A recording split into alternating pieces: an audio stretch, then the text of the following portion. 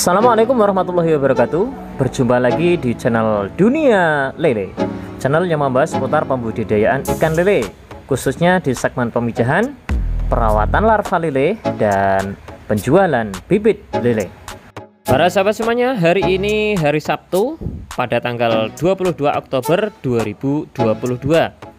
Para sahabat, sebelum kami menginformasikan ya, khususnya untuk sahabat-sahabat semua yang sudah mengikuti perjalanan bibit lele ini ya, semuanya bibit lele ini yang berada di kolam ini semuanya ya, itu adalah bibit hasil dari pemijahan pada tanggal 9 Oktober 2022.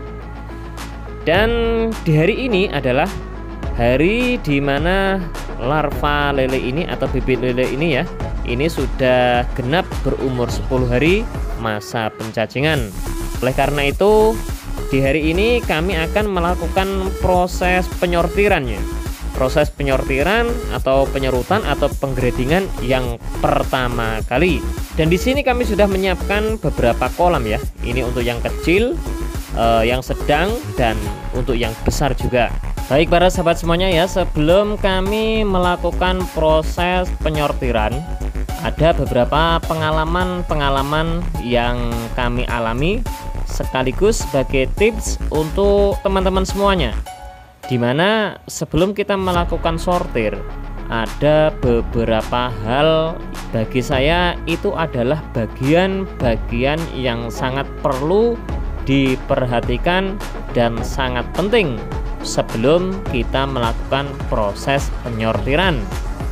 Ada 3 hal yang perlu kami sampaikan pada para sahabat semuanya sebelum kita melakukan proses penyortiran. Yang pertama adalah tempat untuk melakukan penyortiran ini. Diusahakan tempat untuk melakukan penyortiran menggunakan tempat yang luas.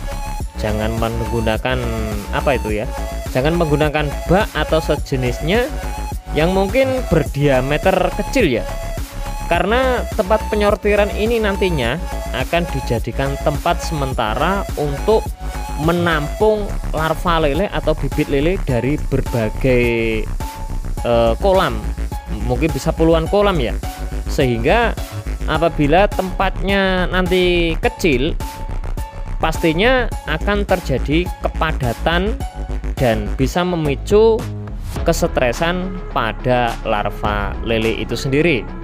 Yang kedua adalah bak sortir.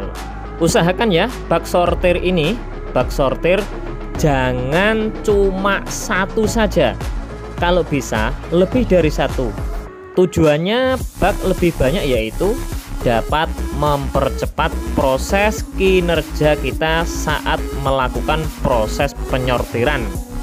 Dan mungkin manfaat yang lain ya, dimana kita sudah melakukan proses penyortiran, dimana bak-bak itu sudah kita isi dengan bibit yang akan kita ayak ataupun kita sortir, itu dapat dipastikan kalau memang bibit itu masih kecil ataupun larva lele itu masih kecil ya, itu pasti sudah keluar dengan sendirinya tanpa harus kita goyang-goyangkan.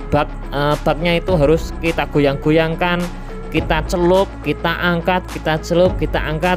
Nah di situ pasti akan keluar dengan sendirinya, dan hal itu secara otomatis pun juga dapat meminimalisir kesetresan yang terjadi pada bibit lele.